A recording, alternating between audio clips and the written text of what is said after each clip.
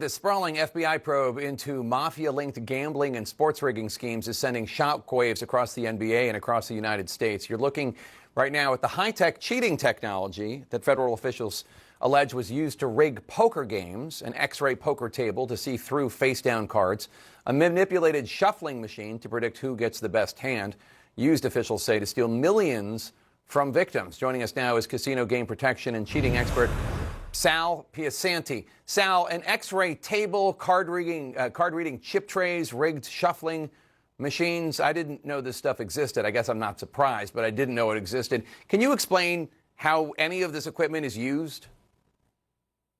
Oh, I can explain all of it. The X-ray table, that's just a table that has cameras built into it that look upward at the cards. It can actually see through the green felt, so you can use any of cards. As long as the cards lie above the camera can see what that card is and then transmit it.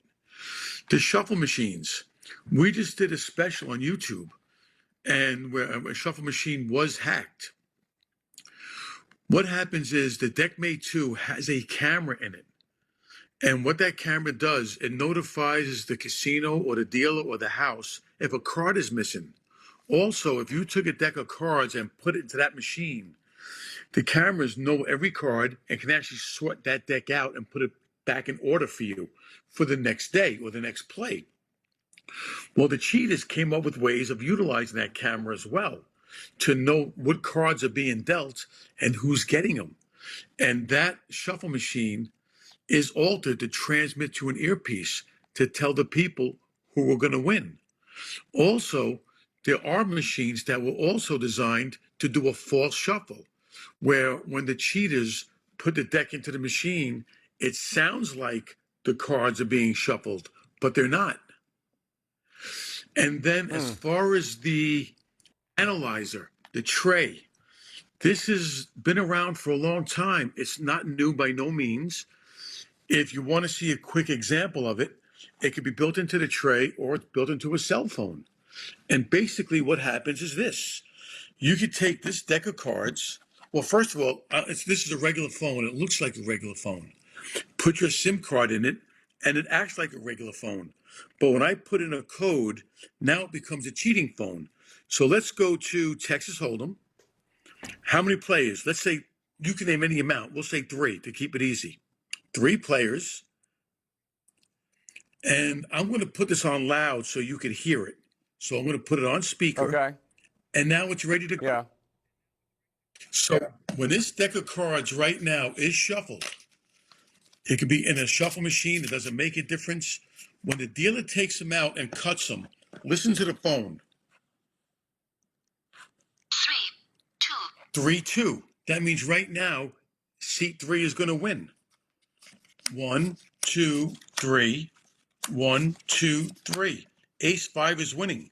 Here's your burn. There's your flop. 2 pair.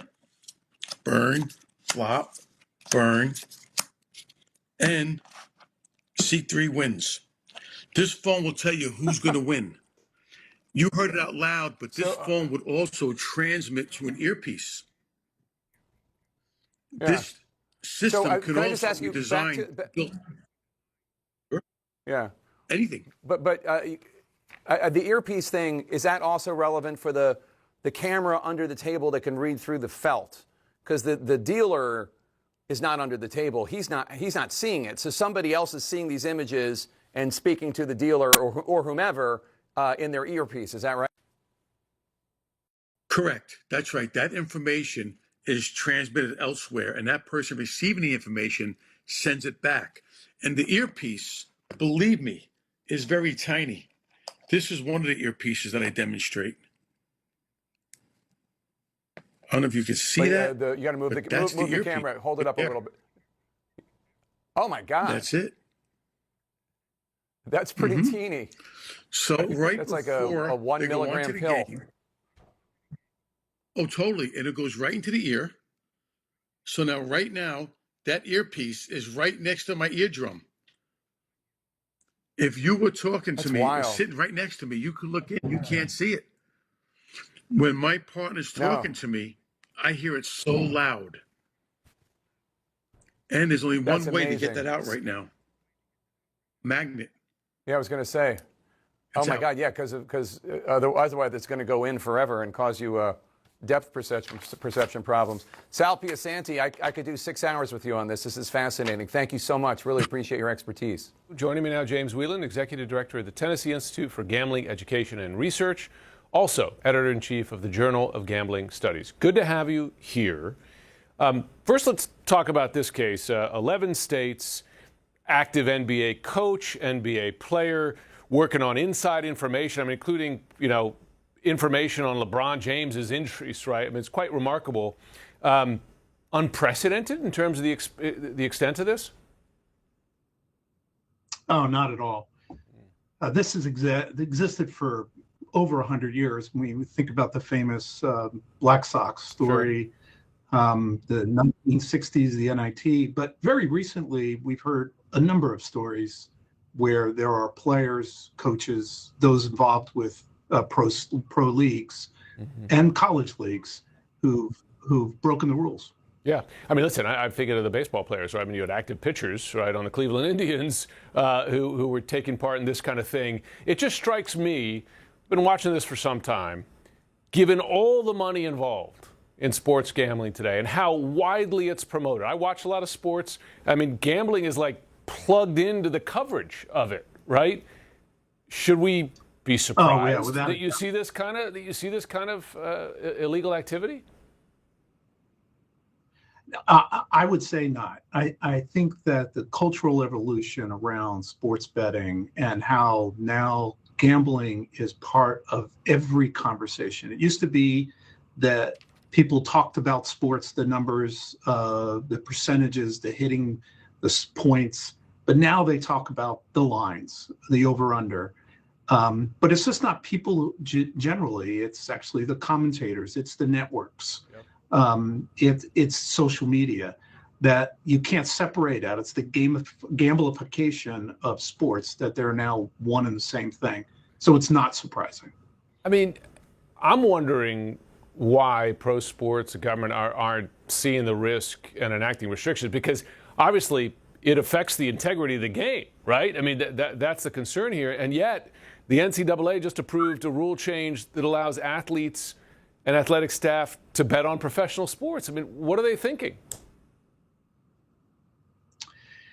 Yeah, I think that the leagues, including the NCAA, gets a lot of benefit from a greater viewership, greater revenues related to the ability to allow or be close to betting and gambling. And so that connectedness between those two industries are such that people aren't paying attention to the risk. They may spoil everything because the integrity of the sport is what is going to drive things in the end. If people stop, we know from lots of research, when people stop believing in something, they turn sour on it, they'll turn away. Yeah. It's inherent that the leagues need to find a different voice here. You hear from some folks who defend sports gambling that the technology is so great that the leagues can easily identify suspicious activity, as they did to some degree here, right? They looked at a big jump in betting in a short period of time on one player's over-under, and they're like, hey, wait a second, something bad's happening here. Is that true, that the technology is good enough that you can see this stuff when it happens? Yeah, it's not clear. That technology is kind of behind a curtain. So it's very hard to figure out whether they're catching them or whether or not there's a lot going on and they're just catching the most blatant of the experiences. It's completely not clear. Yeah, I'm sure, because the gamblers have a big incentive to get ahead of the technology, right? Got to spread their bets around. James Whelan, thanks so much for joining us. Oh, sorry, go ahead. You're welcome. Thank you. Okay. Oh, I was just going to say, yeah, the morality of what's going on has eroded over time as greed maybe takes over from how to maintain integrity. Yep, and you hear a lot of young kids getting in it too, right? It happens. Ed Whelan, thanks so much for joining us. A whole nother story.